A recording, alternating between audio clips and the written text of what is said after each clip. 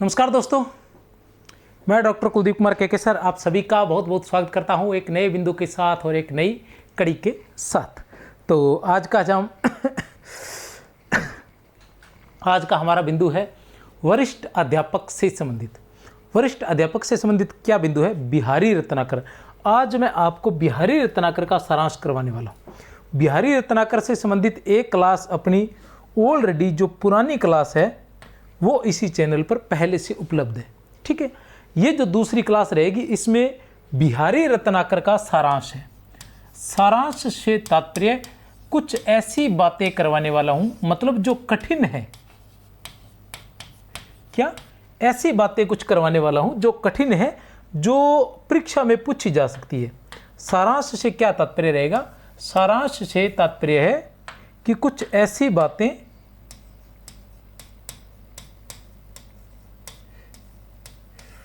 जो कठिन है। ठीक है ना, क्या है? जो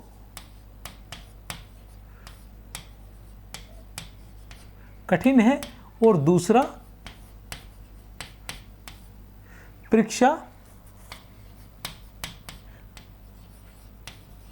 में पूछी जाती है या परीक्षा में आती है। ठीक है ना, ऐसी बातें मैं यहां करवाने वाला हूं। विशेष रूप से सारांश रहेगा कठिन बातें और कुछ ऐसी बातें जो आप पढ़ते हो, जो आप तैयार करते हो नोट सुन के, लेकिन उसके बावजूद भी वो याद नहीं रहती, उनको मैं यहाँ करवाने वाला हूँ।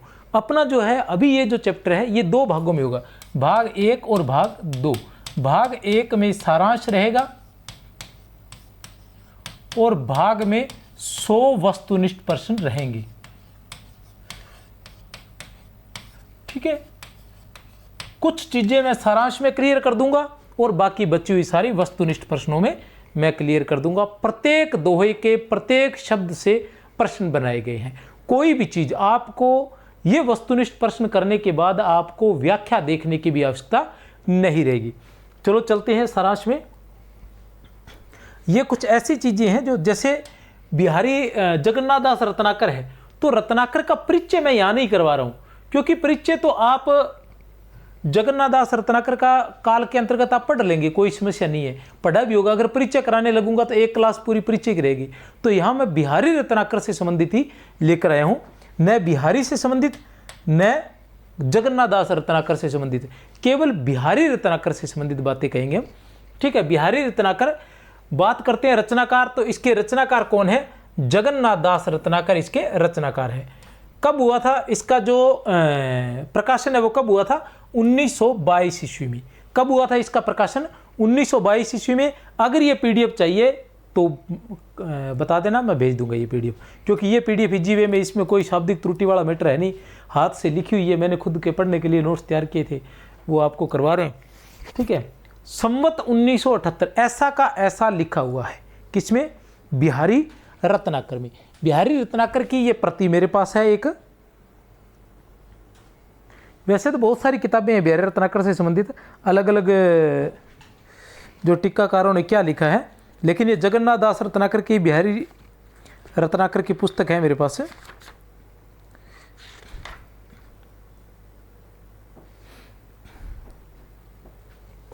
ठीक है, तो इसी में से मैंने ये सारी बातें करवाई है। ये पुस्तक है बिहारी रत्नाकर की, आप देख सकते हैं, अच्छी पुस्तक है। बिहारी का परिचय भी दिया गया है और इसमें व्याख्याएं भी दी गई है संपूर्ण बिहारी रत्नाकर की, लेकिन आपके काम की नहीं है, क्योंकि इसमें तो 713 दोहे हैं, आपके तो 20 ही दोहे आने हैं, जो तो लगभग हिंदी प्रेमियों को मुँह जबानी याद ही रहते हैं कि मेरी बहु बाधा हरो राधा नागरी सोई जातन की झाई परे श्याम हरित द्युति हो, यही से शुरू होती है बिहारी रत्नाकर। तो संवत 1978 विक्रमी के माघ मास में, कब? संवत 1978 अर्थात 1921 ईस्वी में, विक्रमी के माघ मास में। ये याद रखना है आपको, माघ मास आदि यही पूछा जाएगा, क्योंकि ये उसकी भूमिका में लिखा गया है। बिहारी रत्नाकर की भूमिका में ऐसा लिखा गया है, इसलिए आपको इन बातों का ध्यान रखना है।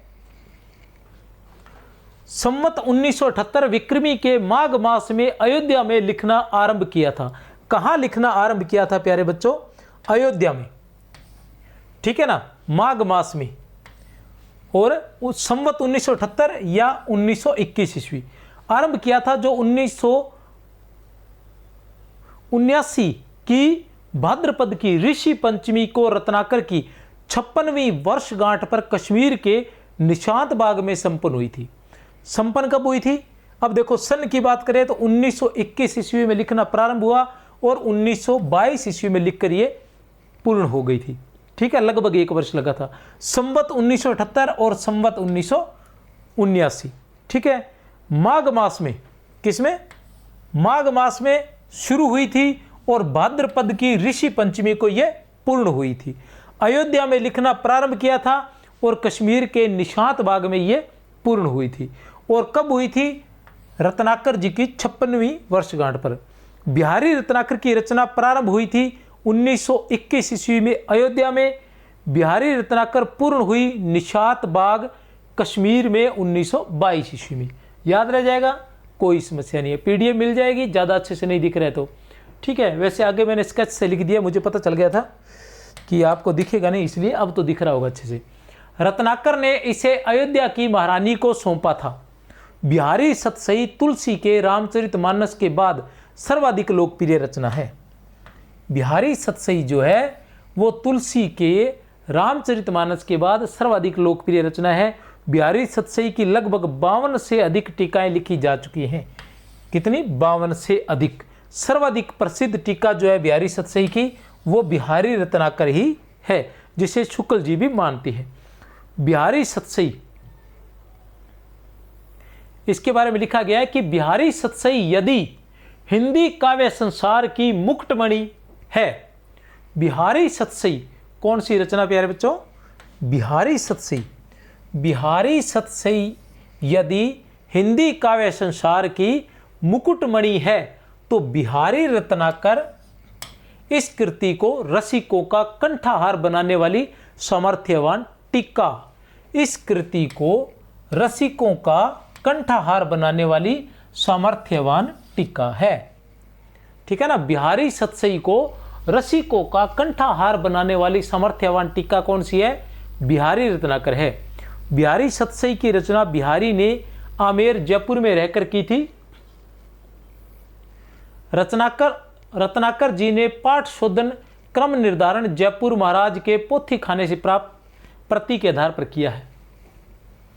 जो दोहों का क्रम निर्धारण है, रत्नाकर जी ने ऐसे ही नहीं लिखना प्रारंभ कर दिया था। रत्नाकर जी ने काफ़ी प्रयास किए, बहुत सी टीकाएं देखी, पढ़ी, लेकिन उन्हें उनसे संतुष्टि नहीं हुई। फिर इन्होंने क्या किया? इन्होंने जो पोथी खाना था, जयपुर का जो पोथी खाना था, जहाँ मूल प्रति रखी गई थी, जहाँ पर मूल प्रति रखी गई थी, उसी को फिर उन्होंने वहाँ से उठाया। जो मूल प्रति रखी गई थी उसी को वहाँ से उठवाया नहीं, वहाँ पर इन्होंने अपने शिष्य को भेजा और वहाँ वो लंबे समय तक रहकर उसको लिखकर लेके आए थे, हाथ से वहाँ उपलब्ध करवाई थी। ठीक है ना, महारानी ने और वहाँ के राजा ने, जयपुर के महाराजा ने इनको उपलब्ध करवाई थी। तो उसी से ही और उसी के आधार पर इन्होंने क्रम निर्धारण रखा है 713 दोहों का। बिहारी रत्नाकर है जो इसमें 713 दोहे हैं। बिहारी रत्नाकर प्रथम बार जयपुर से प्रकाशित हुई थी। बिहारी रत्नाकर में 713 दोहे हैं, याद रह जाएंगे आपको, कोई समस्या नहीं। बिहारी सतसई में भी 713 दोहे हैं, इसमें भी 713 दोहे हैं। बिहारी रत्नाकर में दोहों का अकारादि क्रम का निर्धारण 8 टीकाओं के आधार पर किया गया है। बिहारी रत्नाकर में दोहों का अकारादि क्रम का निर्धारण 8 टीकाओं के आधार पर किया गया है। 8 टीकाओं का अध्ययन किया गया, उसके आधार पर देखा गया कि कौन सा क्रम जो है वो सही रहेगा। बात करते हैं अनुवाद की। बिहारी सतसई के अनुवाद की बात करते हैं तो संस्कृत, गुजराती, उर्दू, फारसी, बंगला, अंग्रेजी आदि अनेक भाषाओं में बिहारी सतसई का आपने 2 बातें जरूर ध्यान रखनी है। बिहारी सतसई जब आप पढ़ोगे तो बात जो कही जा रही है उसको 2 तरीके से याद रखोगे कि वो बात, ठीक है ना, जो भी बात कही जाएगी उसको आप 2 तरीके से याद रखोगे। वो तरीके कौन कौन से है? पहला तो ये कि जो बात कही जा रही है वो किसके लिए है? बिहारी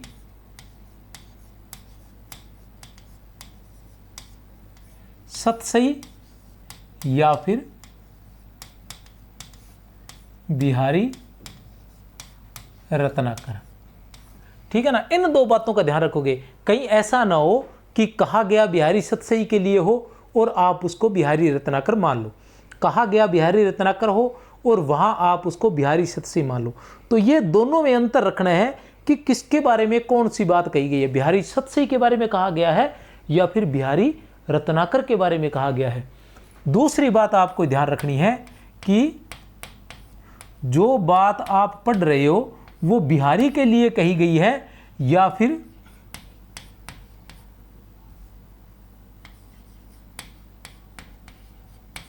जगन्नाथ दास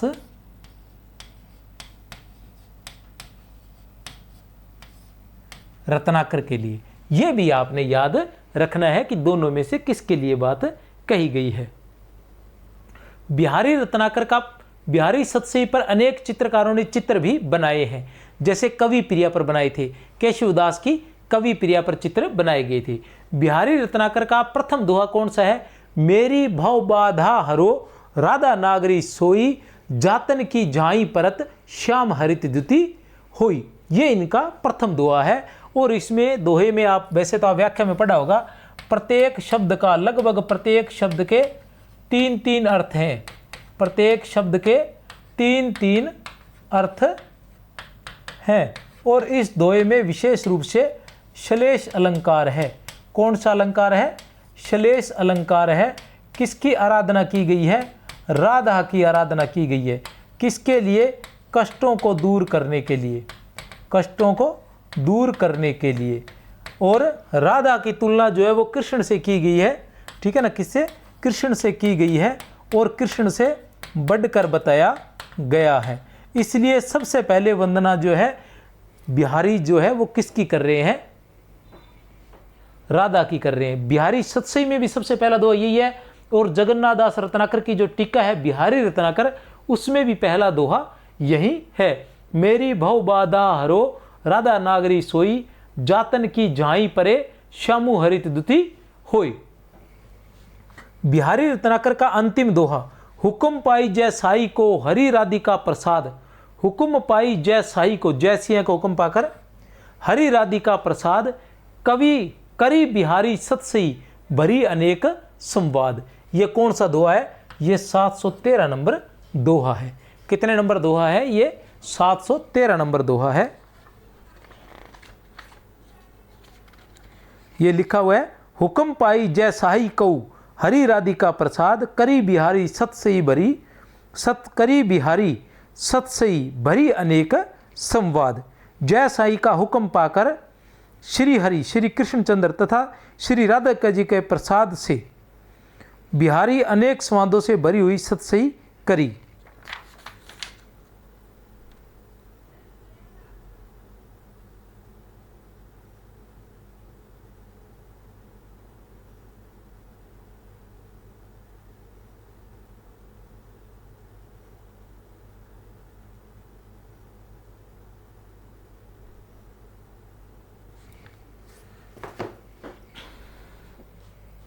आगे देखते हैं। बिहारी निम्बार्क संप्रदाय में दीक्षित थी।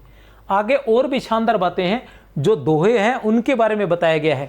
जो कंफ्यूजिंग दोहे हैं वो मैं आगे चलकर बताऊंगा। क्लास जरूर देखना पूरी की पूरी, ठीक है ना। चाहे तो स्पीड करके देख लेना और चाहे तो आगे निकाल के देख लेना। अगर जल्दबाजी है ना, वरिष्ठ अध्यापक वालों की परीक्षा नज़दीक है, सितंबर में है, तो उनको थोड़ी जल्दी है, ठीक है ना। बिहारी सतसई की प्रमुख टीकाएं, बिहारी रत्नाकर जगन्नाथ दास रत्नाकर, रचनाकार बिहारी, टीकाएं जो है बिहारी रत्नाकर, रचनाकार कौन है? जगन्नाथ दास रत्नाकर। कब लिखी गई? 1922 में और दोहों में, ठीक है ना।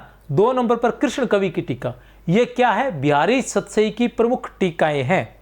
बिहारी सतसई की प्रमुख टीकाएं, पहली है बिहारी रत्नाकर, जिसके रचनाकार कौन है? जगन्नाथ दास रत्नाकर, 1922 में लिखी गई थी दोहों में। दूसरी है कृष्ण कवि की टीका, रचनाकार कौन है? कृष्ण कवि, और ये किस में लिखी गई है?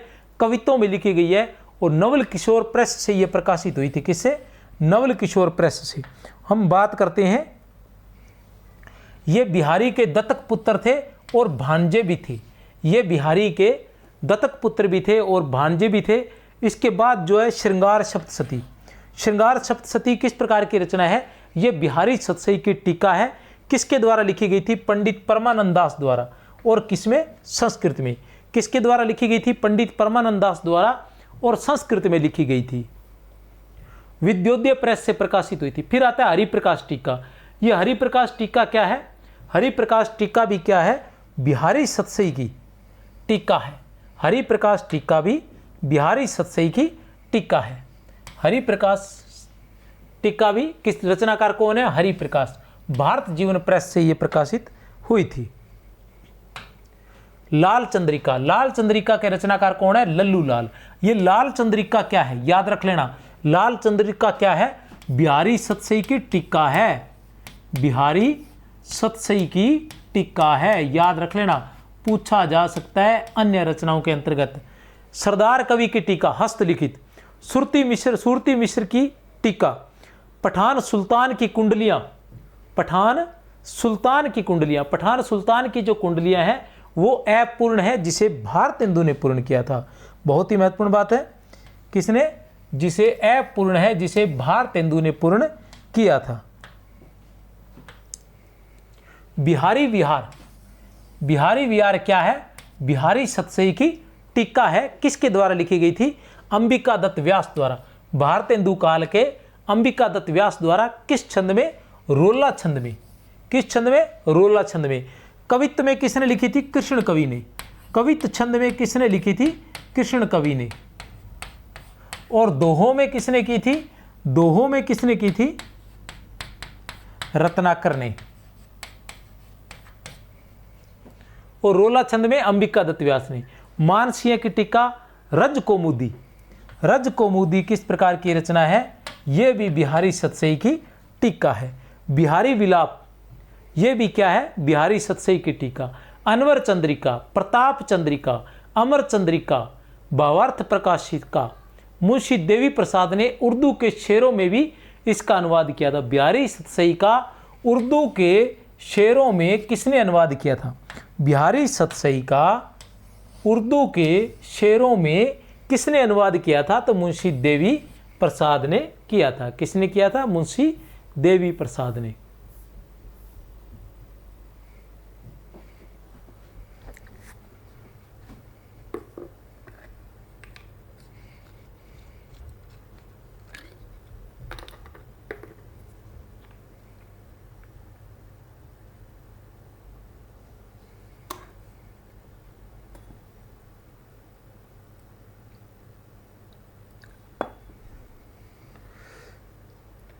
पढ़िए, आप देखिए, ले रहे हैं क्लास अभी। एक घूंट पानी पी लूँ। पानी क्या है? दवाई है थोड़ी सी।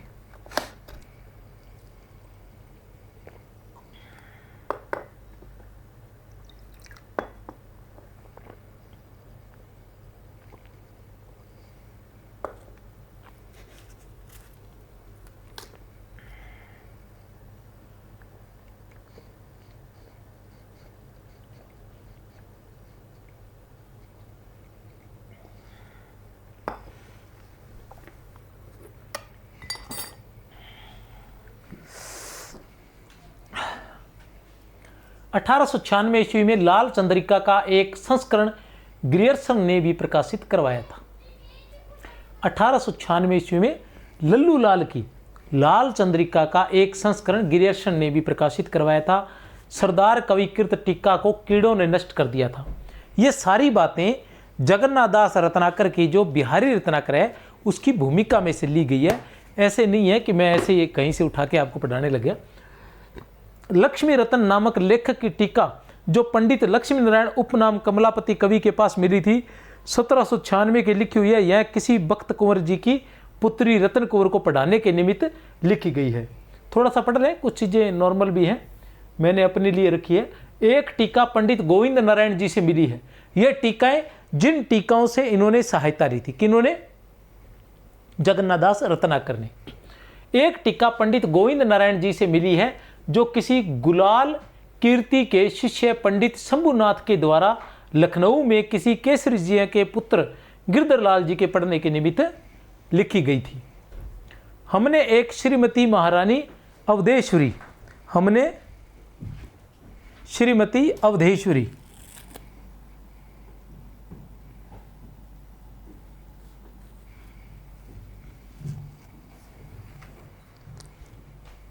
हमने श्रीमती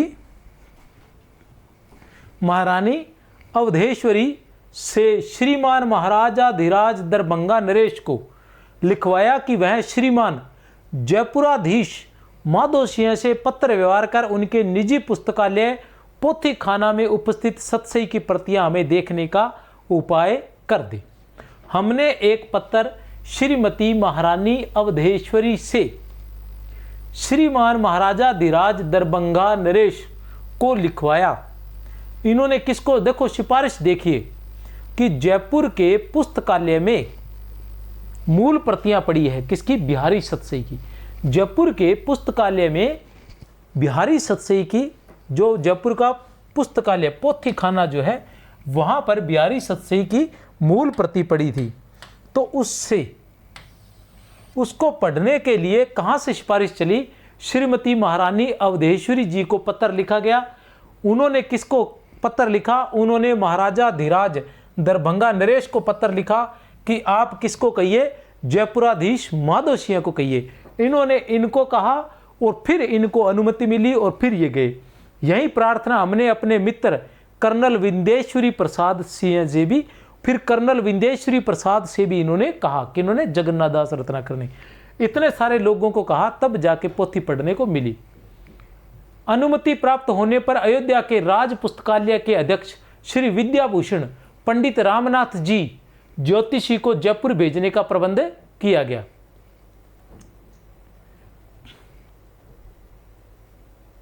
अब देखिए, अनुमति प्राप्त होने पर, जैसी अनुमति प्राप्त हो गई तो अयोध्या के राज पुस्तकालय के अध्यक्ष, अयोध्या के राज पुस्तकालय के अध्यक्ष, अयोध्या के राज पुस्तकालय के अध्यक्ष श्री विद्याभूषण पंडित रामनाथ जी ज्योतिषी को, ठीक है ना, जयपुर भेजने का प्रबंध किया गया।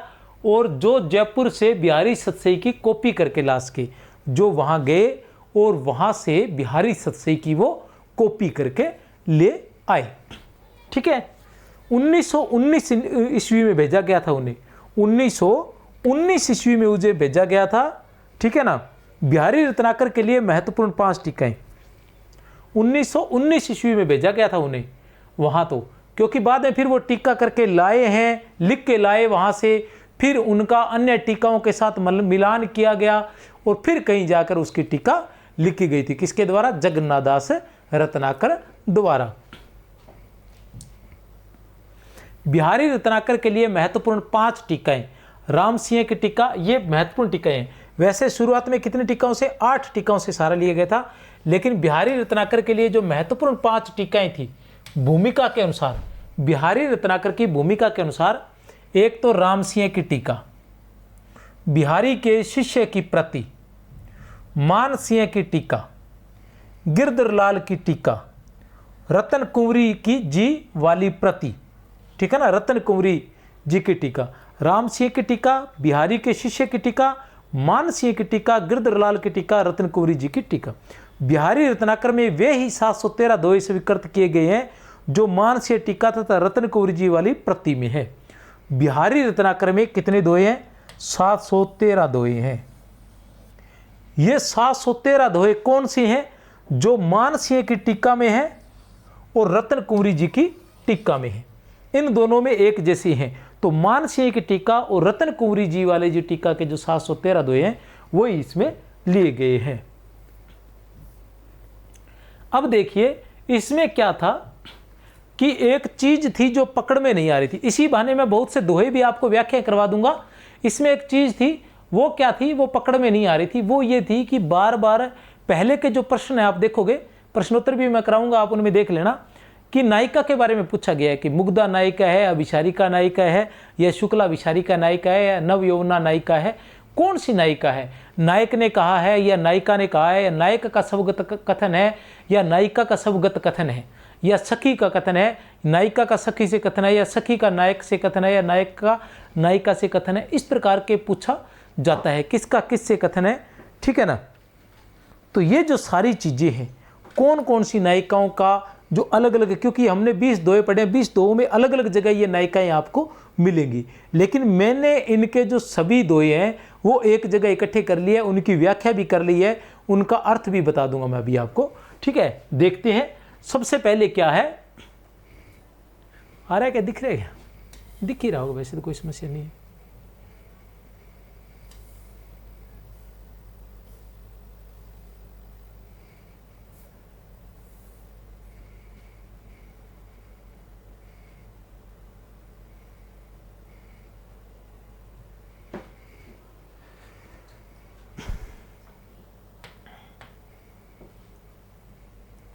नव यौवना मुग्धा नायिका, सबसे पहले कौन है? नव यौवना मुग्धा नायिका।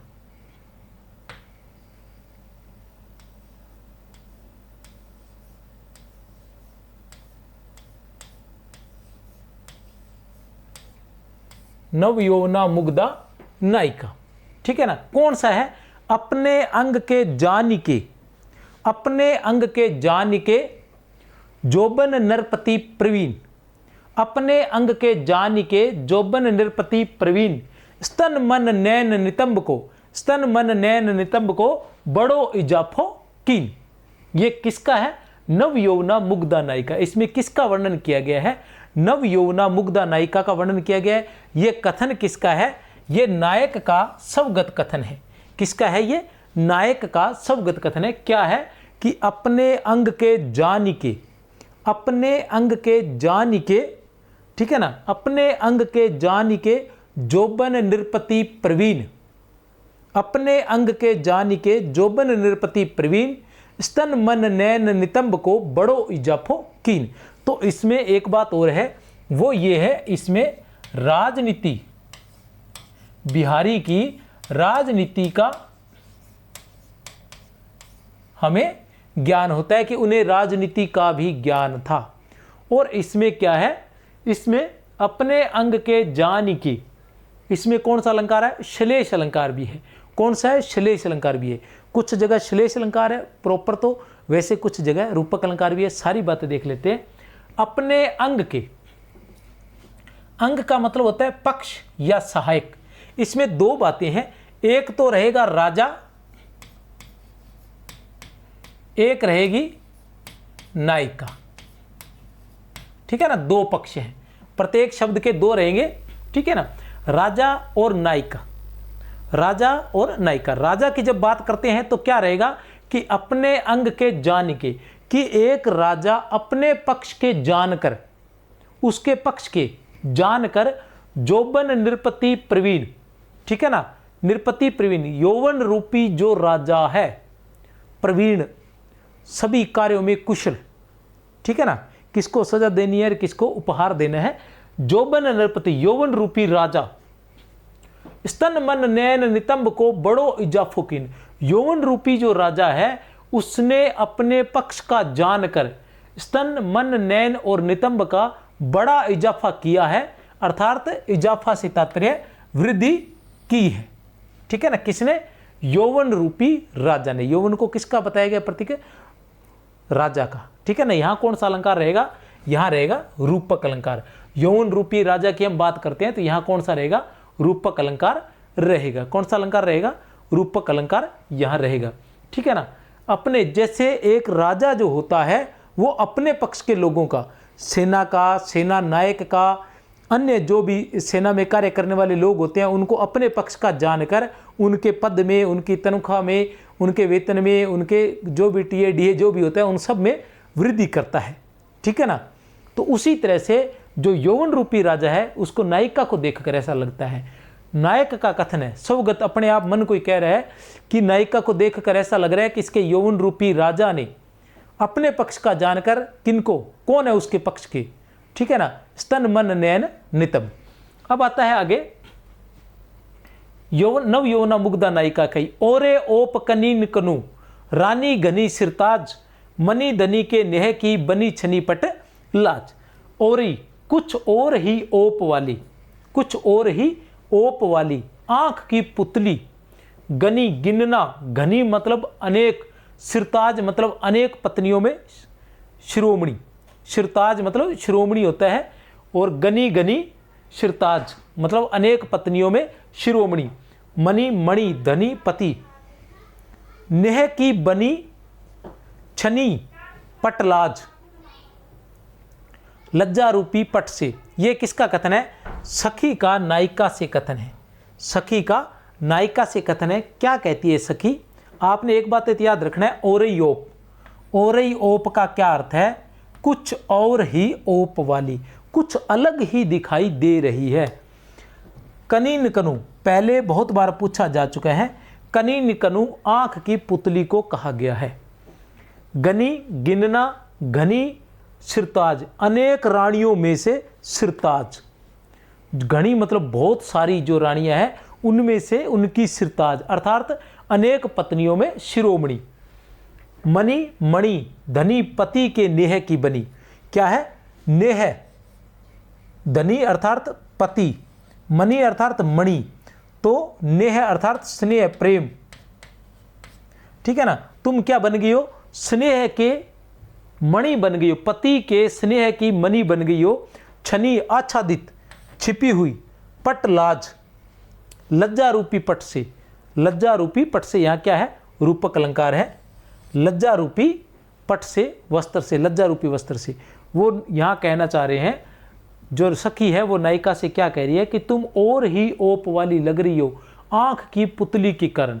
आंख की पुतली के कारण जो तुमने मतलब आंख की पुतली की लज्जा से ही तुम अन्य रानियों में शिरोमणि सिरताज या अन्य पत्नियों में शिरोमणि या सिरताज बन गई हो। ठीक है ना? फिर है जोग जुगती सिखाई। ये भी क्या है? नव यौवना मुग्धा नायिका। ये भी क्या है? नव यौवना मुग्धा नायिका है। एक और है नव यौवना मुग्धा नायिका का उदाहरण, जोग जुगती सिखाई। अब देख सकते हैं कि नव यौवना मुग्धा नायिका के 3 उदाहरण हैं। ये 3 उदाहरण हैं। कौन सा है? अपने अंग के जानी के, ओरई ओप कनी कनु, जोग जुगती सिखाई। ये तीनों जो है किसके हैं? नव यौवना मुग्धा नायिका के उदाहरण हैं। जोग जुगती सिखाई, सबे मनो महामुनि मैन, चाहत पिए अद्वैतता कानूनु सेवत नैन। ये सखियां जो है वो नायिका से कह रही है। ये नायक का स्वगत कथन है, सखी नायिका से कह रही है, यहां भी सखी नायिका से कह रही है। जोग, इसमें क्या है? श्लेष अलंकार है। जोग क्या है? जोग के 2 अर्थ है। जोग के 2 अर्थ कौन कौन से हैं? एक तो है योग की क्रियाएं, ठीक है ना, और दूसरा है मिलन के उपाय। ठीक है ना? जोग जुगती, जोग जुगती के 2 कल। वैसे तो योग से तात्पर्य यह है, योग के भी 2 अर्थ हैं और जुगती के भी 2 अर्थ हैं। योग के 2 अर्थ कौन से हैं? पहला योग का अर्थ है प्रियतम से मिलन, और दूसरा योग का अर्थ क्या है? योग, जो हम योग करते हैं, जो बाबा रामदेव जी हमें सिखाते हैं। ठीक है ना? वो वाला योग। और जुगती क्या है? जुगती है युक्ति। युक्ति में क्या है कि प्रिय से मिलन के उपाय, और दूसरा क्या है इसका अर्थ? श्लेष के आधार पर दूसरा जो इसका अर्थ है वो है क्रियाएं, योग की जो अनेक क्रियाएं होती हैं। ठीक है ना? ये 2 चीजें हैं। जोग जुगती, जोग जुगती का एक तो हो गया योग की अनेक क्रियाएं, दोनों शब्दों के 2 अर्थ हैं। और दूसरा क्या है?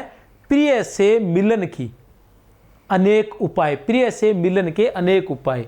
सिखे सबे, सब सीखे हुए हैं मनो मानो। महामुनि मैन, महान योगी या कामदेव। ठीक है ना? कामदेव रूपी महामुनि ने, कामदेव रूपी महामुनि ने। तो महामुनि मैन जो है यहां किसके? या तो महान योगी या फिर कामदेव, दोनों के लिए आया है। चाहत पिय अद्वैतता, चाहत पिय अद्वैतता कि प्रिय के साथ, यहां प्रिय के भी 2 अर्थ हैं। एक तो है प्रिय जिससे प्रेम किया जाता है, और दूसरा है परमात्मा। अद्वैतता, अद्वैतता का मतलब है आत्मा परमात्मा में मिल जाना, और दूसरा अर्थ कौन सा है? प्रियतम से मिलन होना। काननु वन, इसके भी 2 अर्थ हैं, एक है वन और दूसरा है कानन। अर्थात काननु वन, वन अर्थात जो योगी होता है वो वन में जाके सेवा करता है, और आंखें जो है वो जैसे कानों तक मिल गई हो उस तरह से। सेवत नैन, नैन जो है नेत्र और योगी, 2 अर्थ है इसके, नेत्र और योगी। अब मैं बताता हूँ इसके 2 अर्थ कौन कौन से हैं। पहला अर्थ तो ये है कि ऐसा लगता है कि कोई योगी जो है वो वन में जाकर योग की अनेक क्रियाएं कर रहा है। योगी जो है, नायिका को देखकर ऐसा लग रहा है कि जैसे कोई योगी ईश्वर से मिलने के लिए वन में जाकर योग की अनेक क्रियाएं कर रहा हो। ठीक है ना, नायिका को देखकर लगता है कि जैसे कोई योगी वन में जाकर परमात्मा से मिलने के लिए अनेक योग की अनेक क्रियाएं कर रहा हो। और वैसे ही नायिका जो है, उसी प्रकार नायिका जो है वो मिलन के लिए, योग के लिए जुगती क्रियाएं, उपाय ढूंढ रही है। योग प्रियतम से मिलने के लिए अनेक उपाय कर रही है और उसके लिए उसकी आंखें जो क्या कर रही हैं, वो बड़ी हो रही हैं, कानों तक जा रही है, वो कानों तक मतलब, ठीक है ना, बड़ी हो रही आंखें। ठीक है, नव यौवना नायिका। अब जो एक उदाहरण है, ये नव यौवना नायिका है। अर्ते टर्त न बर परी, इनके अर्थ भी याद रख लेना क्यों अर्थ भी पूछे जाते हैं। अर्ते टर्त न बर परी दई मरक मनुमैन, अर्तई टर्त न बर परी दई मरक मनुमैन, होड़ा होड़ी बड़ी चले चितू चतुराई नैन। अर्ते, अर का अर्थ है हठ, बर का अर्थ है बल, मर्क का अर्थ है बढ़ावा या चांटी, मनु मैन, मैन का अर्थ है कामदेव, मनु का अर्थ है मानो, होड़ा होड़ी बराबर होने की प्रतिस्पर्धा, बड़ी चले चितु अर्थात मन, चतुराई चतुराई, नैन नैन। नायक का स्वगत कथन है कि अर्ते टर्त न बर परे, कि हठ पर है, हठ पर अड़े हुए हैं, बल से भी नहीं रुक रहे हैं, दई मरक बढ़ावा दे रहे हैं। ठीक है ना, जैसे उनको कामदेव बढ़ावा दे रहे हो। होड़ा होड़ी बड़ी चले चितु चतुराई, मन चतुराई और नैन जो है वो होड़ा होड़ी में, मन कह रहा है कि मैं ज़्यादा बढ़ रहा हूँ और जो चतुराई है वो अधिक, वो कह रही है कि मैं अधिक बढ़ रही हूँ, और नैन जो है वो कह रहे हैं कि मैं अधिक बढ़ रहा हूँ। तो इस तरह से होड़ा होड़ी में तीनों ही बढ़े जा रहे हैं, किसके कारण, कामदेव के कारण। शुक्ला विशारिका नायिका, इसके बाद आता है शुक्ला विशारिका नायिका। शुक्ला विशारिका नायिका का कौन सा, शुक्ला विशारिका रात में प्रियतम से मिलने जाने वाली नायिका, और नव यौवना या नव मुग्धा नायिका, जिसे अभी अभी यौवन आया हो, ऐसी नव यौवना नवी मुग्धा नायिका रहती है। ठीक है ना, शुक्ला विशारिका रात्रि में नायक से मिलने जाने वाली नायिका। तो ये नायिका जो है रात्रि में नायक से मिलने के लिए जा रही है। तो जुवती जोने में, जुवती का मतलब है युवती, जोने अर्थात चांदनी मई, मिली गई, नेका न होती लिखाई, नेका मतलब किंचित मात्र भी। किसका कथन है, सखियों का आपस में कथन है। सखियां आपस में कह रहे हैं कि सखियों के साथ युवती जो नायिका है वो नायक से रात्रि में मिलने जा रही है, और ऊपर से चांदनी रात का, चांदनी पड़ या चांद का प्रकाश पड़ रहा है या चांदनी गिर रही है। तो वो जैसे ही थोड़ी सी दूर जाती है तो उनको वो दिखाई ही नहीं देती, क्योंकि वो खुद गौरवर्ण है, तो वो उसी चांदनी में ही मिल जाता है। तो वो कह रहे हैं युवती जोने में मिल गई, ऐसा लग रहा है कि युवती जो है वो चांदनी में ही मिल गई है। नेका न होती लिखाई, किंचित मात्र भी दिखाई नहीं दे रही है। ऐसा लग रहा है कि नायिका जो युवती है, सखियां आपस में बात कर रही है, ठीक है ना, क्योंकि उनको दिखाई नहीं दे रही, उनके साथ ही निकली थी, वो थोड़ा सा आगे निकलते ही वो दिखाई देना बंद होगी, क्योंकि ऐसा लग रहा है कि युवती जोने अर्थात चांदनी में मिली गई, नेक किंचित मात्र भी न होती लखाई। सौंदे, सौंदे अर्थात सुगंध के डोरे, सुगंध की जो रस्सी होती है उससे लगे अली सखी चली संग जाई, कि हे सखी हम तो सुगंध के, सखी आपसे बात कर रही हैं, और सखियां जो है वो सुगंध के सहारे, क्योंकि उसकी सुगंध आ रही है नायिका की, ठीक है ना, उसी सुगंध के सहारे वो उसके पीछे पीछे जा रही है, बाकी युवती जो है वो दिखाई नहीं दे रही है। वाह जी वाह। बिहारी सत्सई ने अतिशोक्ति,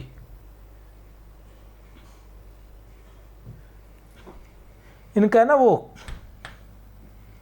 बिहारी सत्सई का एक दो है जिसमें कहा जाता है कि अतिशोक्ति, हास्यास्पद अतिशोक्ति का वर्णन किया गया है, ठीक है ना। तो और या फिर कह सकते हैं कि वियोग श्रृंगार का हास्यास्पद चित्रण किया गया है। कौन सा है वो पद है इनका कि इत आवती चली जात उत छछक सातक हाथ, इत आवती चली जात उत छछक सातक हाथ, चढ़ी हिंडोरे सी रहे लगी उशासन साथ। तो उसी तरह से यहाँ भी ऐसा ही है, पूर्वानुरागिनी नायिका। अब आगे कौन सा दोहा है, किसका है, पूर्वानुरागिनी नायिका। ये आपके दोहे भी साथ में क्लियर हो रहे हैं, ठीक है ना, क्योंकि 20 ही दोहे हैं, उन्हीं में से मैंने ये नायिकाएं निकाल ली हैं, और कुछ दोहे जो है मैं प्रश्नों के अंतर्गत आपको करवा दूंगा, उनके शब्दार्थ वगैरह। बहके सब जिए की कहत, ठोरू कठोरू लखई ने, छिन और से ए छवि छाके नैन, नायिका से, नायिका सखी से। ये कथन जो है किसका है, नायिका का है, पूर्वानुरागिनी नायिका है।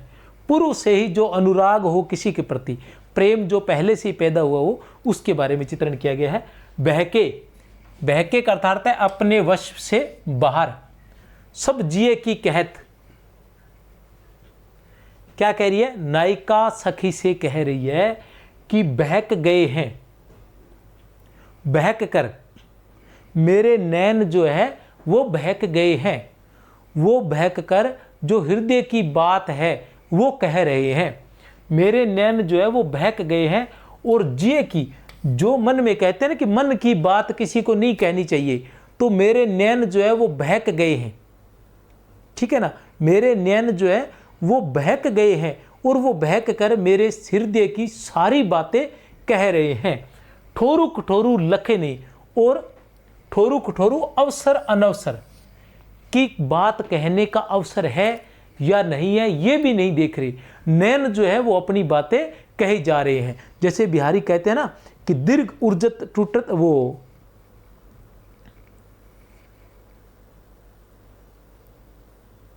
ये नहीं, वो है ना, परे भवन में करता है नैन नहीं सो बात,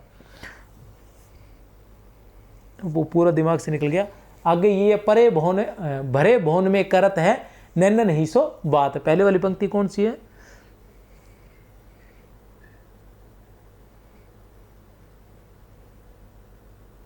हाँ, कहत नटत रिज्जत खिजत मिलत खिलत लजियात, कहत नटत रिज्जत खिजत मिलत खिलत लजियात, भरे भवन में करत है नैन नहीं सो बात। भवन भरा हुआ है लेकिन उसमें भी नैनों से बात हो रही है।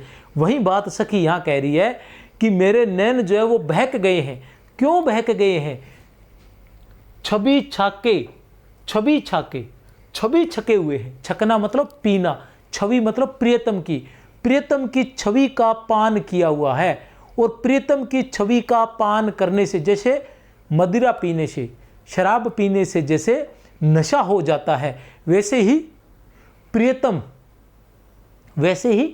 प्रियतम की छवि का पान करने से मेरे नैन जो है वो बहक गए हैं, और वो मेरे हृदय की सारी बातें कह रहे हैं। वो अवसर अनवसर, स्थान है या नहीं है, अवसर है या नहीं है, लिए नहीं देख रहे हैं।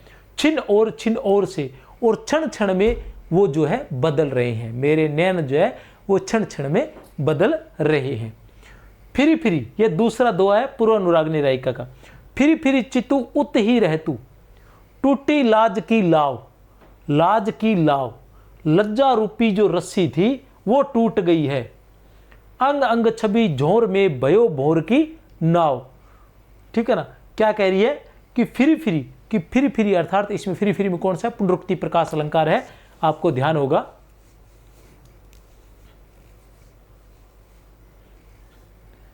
चितू उत ही रहतू, टूटी लाज की लाव, लज्जा रूपी रूपक अलंकार, कि बार बार घूम घूम कर मेरा हृदय जो है वो वहीं जा रहा है, फिर बार बार।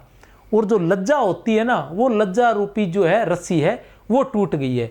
जी हाँ, वो नहीं के बोले लिख रहे छोरा, जी हाँ, जो घरों पढ़ने जावा फिर वे गलियां में चक्कर मारबो करे, 1 चक्कर 2 चक्कर 3 चक्कर 4 चक्कर मैं रही जे कोने नहीं। भाई स्थिति हट नायिका की हो रही है, ठीक है नहीं, कि नायिका से रहा नहीं जा रहा है। वो बार बार क्या है, क्या कर रही है, फिरी फिरी चितू उती रह तू, टूटी लाज की, जो लज्जा की लाभ जो रस्सी थी ना, लज्जा रूपी जो रस्सी थी वो टूट गई है, अब कोई लज्जा नहीं रही है, ठीक है ना। अंग अंग छवि, अंग अंग छवि झोर में, ठीक है ना, कि अंग अंग छवि के झूमर में फंसा मेरा मन भंवर की नाव में समान हो गया है। कि अंग अंग की छवि, प्रियतम के अंग अंग की छवि है, उसका प्रत्येक अंग अंग मुझे अच्छा लग रहा है, उसकी छवि में, उसके रूप सौंदर्य में नायिका जो है वो डूब गई है, ठीक है ना। झोर में, उसके झोर में, उसके भंवर में वो घूम गई है। कैसे? भयो भंवर की नाव, मेरा हृदय जो है वो भंवर की नाव के समान हो गया है। जैसे भंवर की नाव होती है ना, वो कहीं और नहीं जाती, वो वहीं वहीं घूमती रहती है, चक्कर लगाती रहती है और कहीं नहीं जा पाती। तो वैसा ही नायिका का हृदय हो गया है, वो नायक के आसपास रहना चाहती है, उसे छोड़कर नहीं जाना चाहती है। स्नेह है बिहारी भैया, तभी तो रसिकों के कंठ का हार, इसे किसके कंठ का हार कहा गया है? रसिकों के कंठ का हार। जो रसिक प्रवृत्ति के लोग हैं ना, उनके कंठ का हार है, वो बड़ा याद रखते हैं इसे। मध्य नायिका, खरी पात्री, ये मध्य नायिका है भैया। खरी पात्री कान की, कौन बहाऊ बानी, आक कली न रली करे, अली अली जिये जानी। क्या है? खरी, खरी अर्थात बहुत और अत्यंत। खरी के दो अर्थ होते हैं, बहुत और अत्यंत। पात्री के सुकुमार और पतली, ठीक है ना। खरी पात्री कान की, पूरा अर्थ क्या हुआ? खरी पात्री कान की अर्थात कान का कच्चा होना, किसी की भी बात पर विश्वास कर लेना। खरी पात्री कान की। कौन बहाऊ बानी, बहाऊ मतलब बहा देने योग्य, और बानी अर्थात प्रकृति या आदत। हम कहते हैं ना मारवाड़ी में कि तुझे बाण पड़ गई है, गंदी बाण पड़ गई है।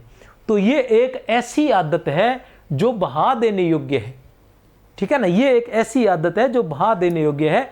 सखी जो है वो नायिका से कह रही है, सखी नायिका से कह रही है कि तू जो है, नायिका से कह रही है सखी कि तू जो है कान की बहुत कच्ची है, और ये तुझे एक ऐसी आदत, एक ऐसी बाण, तेरी एक ऐसी प्रकृति है जो बहा देने योग्य है, इसे बहा देना चाहिए, ठीक है ना।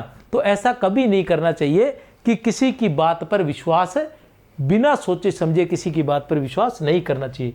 आक कली न रली करे, कि आक मदार, आक की कली के साथ, रली अर्थात आनंद या विहार, अली अर्थात भ्रमर, और अली अर्थात सखी। यहाँ यमक अलंकार है, अली अली जिये जानी, कि जिये अर्थात हृदय में जान ले। हे नायिका, तू अपने हृदय में ये जान ले कि भ्रमर जो होता है वो कभी भी आँख की कली के साथ विहार नहीं करता है। हे नायिका, तू कान की बहुत कच्ची है, तू हर किसी की बात मान लेती है। ये तेरी जो प्रकृति है, ये तेरी जो बान है, ये तेरी जो आदत है, ये बहा देने योग्य है। क्योंकि ये बात तू अपने हृदय में अच्छे से सोच ले या जान ले कि भ्रमर जो होता है वो आँख की कली के साथ कभी भी विहार नहीं करता है। तो यहाँ अली अली शब्द आया है, यहाँ कौन सा अलंकार है? यहाँ यमक अलंकार है।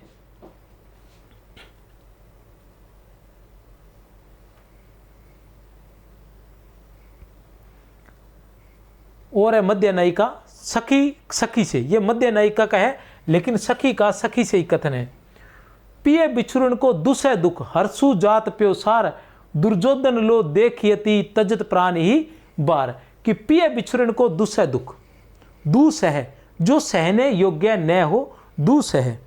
तो पिए बिछुरन को, कि एक तरफ तो पिए से बिछुड़ने का असहनीय दुख है, एक तरफ तो प्रिय से बिछड़ने का असहनीय दुख है, और दूसरी तरफ हर्षु, हर्ष है, खुशी है, आनंद है, जातु प्योसार, प्योसार अर्थात पीहर जाने का आनंद है। कि हे सखी, मेरे समझ में नहीं आ रहा कि एक तरफ तो मुझे पिए से बिछुड़ने का असहनीय दुख हो रहा है, और दूसरी तरफ जो मुझे पीहर जाने का बहुत अधिक हर्ष है, खुशी है, ठीक है ना। तो वो कह रही है कि मेरी स्थिति दुर्योधन जैसी हो गई है, कि दुर्योधन को ये शाप मिला हुआ था कि अगर उसके मन में दुख और सुख दोनों बराबर होंगे तो उसकी मृत्यु हो जाएगी। जब उसके मन में सुख और दुख दोनों बराबर होंगे तब उसकी मृत्यु हो जाएगी। तो मुझे लग रहा है कि मेरी भी मृत्यु नजदीक आ गई है। दुर्योधन लो देखयति तजत प्राण यही बार, कि मुझे लग रहा है कि इस बार मैं अपने प्राण त्याग दूंगी। अब आता है प्रोढ़ा धीरा खंडिता नायिका। एक है प्रोढ़ा धीरा, कितने पद करवा दिए मैंने बेटा? मैंने करवा दिए आपको, देखो 1 2 3 4 5 6 7 8 9 10, 20 में से 10 मैंने करवा दिए हैं, ठीक है ना। प्रश्नोत्तर जरूर देखना दूसरी क्लास में। प्रोढ़ा धीरा खंडिता नायिका। पलकू पीक अंजनु अधर, पलकू पीक अंजनु अधर, धरे महावर भाल, आजू मिले सु भली करी, भले बने हो लाल। नायिका नायक से कह रही है, क्या कह रही है कि पलकू पीक, पलक पर क्या लगी हुई है? पान की पीक लगी हुई है। नायक के, किसके? नायक, ठीक है ना, जो सुबह घर पर पहुंचा है, रात को कहीं और था और सुबह घर पर पहुंचा है, तो उसकी पलकों पर क्या लगी हुई है? पीक लगी हुई है, पान की पीक लगी हुई है। अंजनु अदर, और होठों पर क्या लगा हुआ है? काजल लगा हुआ है। नायक के, किसके? नायक के। कथन किसका है ये? नायिका का नायक से कथन है कि नायक के पलकों पर तो पान की पीक लगी हुई है और होठों पर काजल लगा हुआ है। धरे महावरू भाल, धरे महावरू भाल, और एडियो पर लगाने वाला महावर क्या होता है? एडियो पर लगाने वाला लाल रंग होता है जो मेहंदी की तरह लगाया जाता है, वो उसके मस्तक पर लगा हुआ है। आजू मिले, आजू मिले, आज आकर मिले हो, सु भली करी, ये अच्छा किया, व्यंग्य रूप में, भले बने हो लाल की, हे लाल तुम आज बड़े अच्छे बन रहे हो, बड़े शाणे बन रहे हो, बड़े अच्छे बन रहे हो, ठीक है ना। तो क्या है कि पलकू पीक, ये इसके अंदर प्रोढ़ा धीरा खंडिता नायिका, प्रोढ़ा धीरा खंडिता नायिका जिसका पति जो है रात्रि में किसी और स्त्री के पास रुक कर आया हो, वो प्रोढ़ा धीरा खंडिता नायिका कहलाती है। तो इसी तरह से ये इसके अंदर बताया गया है। बस इतना याद रखना, पलकू पीक कि पान की पीक जो है वो पलकों पर लगी हुई है। अंजनु अधर, काजल जो है वो होठों पर लगा हुआ है, किसके? नायक की। धरे महावरू, एडियो पर लगाने का रंग या मेहंदी होती है, वो मस्तक पर लगी हुई है, किसके? नायक के। ऐसी बात याद रख लेना। कथन किसका है? नायक का है, नायिका से। अब कुछ शब्दार्थ है। नायिका को सह पल्लव डार इसलिए कहा है कि हाथों, पांवों, ओठों तथा कानों की उपमा पल्लवों से दी जाती है। नायिका को सह पल्लव डार, मतलब जो बिहारी रत्नाकर है उसमें एक जगह नायिका को सह पल्लव डार कहा गया है। तो आपको याद रखना है कि सह पल्लव डार क्यों कहा गया है? कि पल्लव सहित, पत्तों सहित, एक ऐसी डाली जो पत्तों सहित है। तो क्यों कहा गया? इसलिए कहा गया है क्योंकि जो पत्ते होते हैं, हाथों के उपमा भी उनको पत्तों को दी जाती है, पांवों को भी, होठों को भी, कानों को भी। इसलिए खरी पातरी कान की, खरी पातरी कान की से तात्पर्य कान का कच्चा होना, ठीक है। युवती जोने में मिल गई, युवती जोने में मिल गई मतलब युवती चांदनी में ही मिल गई, ठीक है ना। ये कौन सी थी? शुक्ला विचारिका नायिका थी। ये कौन सी थी? शुक्ला विचारिका नायिका। जोने मतलब चांदनी, सालती है नटसाल सी, बरछी बाण के चुभने का सा दर्द। सालती है नटसाल सी, नटसाल क्या होता है? बरछी या बाण होता है। सालती है दुखती है, ठीक है ना। खुबी खुबी, खुबी खुबी क्या है? एक खुबी का अर्थ है कान का आभूषण और दूसरे का खुबी का अर्थ है चुभी हुई, ठीक है ना। एक खुबी का अर्थ है कान का आभूषण, दूसरी खुबी का अर्थ है चुभी हुई। यहां कौन सा अलंकार है? यमक अलंकार है। जहां एक ही शब्द दो बार आए और दोनों बार अर्थ अलग हो तो वहां यमक अलंकार होता है, और एक ही शब्द के अनेक अर्थ हो तो वहां शैलेश अलंकार होता है। मनमथ नेजा नोक की, मनमथ नेजा नोक की, कामदेव के भाले की नोक। मनमथ नेजा, नेजा होती है जो झंडा होता है वो, ठीक है ना। लाज की लाव, लज्जा रूपी लाव, लाज की लाव, लज्जा रूपी लाव अर्थात लज्जा रूपी रस्सी। लाव, नाव बांधने की रस्सी। अंग अंग छवि जोर में बयों बोर की नाव। या अंग अंग में पुनरुक्ति प्रकाश अलंकार है, ठीक है ना। जोहर का अर्थ है झूमर। अंग अंग की छवि के झूमर में, अंग अंग की छवि के झूमर में फंस कर मेरा मन भंवर में फंसी नाव बना हुआ है। जम करी मुँह तरहरी पर्यो, जम करी मुँह है तरहरी पर्यो, यम रूपी हाथी के। क्या कहना चाह रहे? जम, जम का मतलब हुआ यम, यमराज। करी का अर्थ हुआ हाथी, ठीक है ना। मुँह का मतलब मुँह है। तरहरी पर्यो, तरहरी का अर्थ है नीचे, कि मैं हाथी के मुँह के नीचे पड़ा हूं। यम रूपी हाथी के मुँह के नीचे पड़ा है, ठीक है ना। पलकू पीक अंजनु अधर धरे महावरू भाल। शब्दार्थ, पलकों पर पान की पीक है, अधरों ओठों पर काजल है, मस्तक पर महावर है जो पैरों में लगाई जाती है, नायक का चित्रण है जो पर स्त्री गमन आया है। बिहारी रत्नाकर का मुख्य भाग छप जाने के बाद बिहारी सतसई की एक सटीक प्रति मित्रवत श्रीयुत पंडित दुलारे लाल जी भार्गव के द्वारा रचित जयपुर निवासी श्रीयुत हनुमान शर्मा जी से हमें प्राप्त हुई। ठीक है, कोई बात नहीं, चलते हैं आगे। ये मेरे काम की चीज़ आपके काम की नहीं है।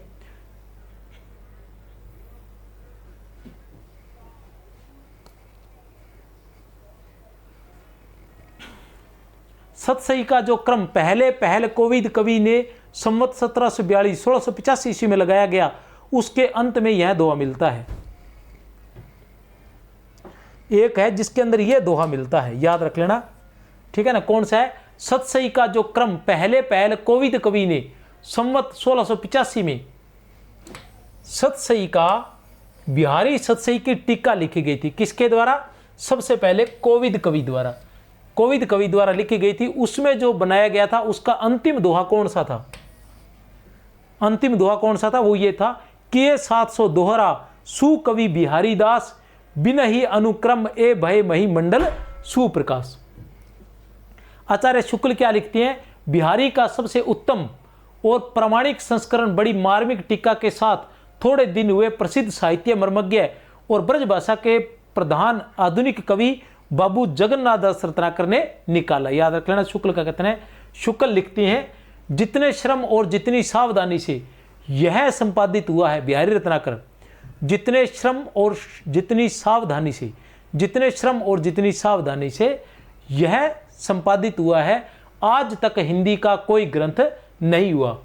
बच्चन सिंह जी क्या लिखते हैं? बिहारी संयोग के कवि है, वियोग के नहीं। बिहारी के लिए प्रेम चौगान का खेल है। बिहारी संयोग के कवि है, वियोग के नहीं। बिहारी के लिए प्रेम चौगान का खेल है। यदि दोहे को गुलदस्ता और प्रबंध को वनस्थली कहा जाए, यदि दोहे को गुलदस्ता और प्रबंध को वनस्थली कहा जाए, तो आज सारी दुनिया में गुलदस्ते गुलदस्ते दिखाई पड़ेंगे। दोनों का अपना महत्व है, न कोई छोटा न बड़ा। ऐसा कौन कह रहे हैं? ये उन्होंने किस लिए कहा था? ये आचार्य शुक्ल का जो कथन था ना, उसके लिए कहा था इन्होंने। बिहारी का काम रहीम के काम से अधिक जटिल था। किसने कहा? बच्चन सिंह ने। शुक्ल लिखते हैं कि इसका एक एक दोहा हिंदी साहित्य में एक एक रत्न माना जाता है। किसका? बिहारी सतसई का। आचार्य शुक्ल लिखते हैं कि इसका एक एक दोहा हिंदी साहित्य में एक एक रत्न माना जाता है। बिहारी की भाषा चलती होने पर भी साहित्यिक है। कौन कह रहे हैं? शुक्ल।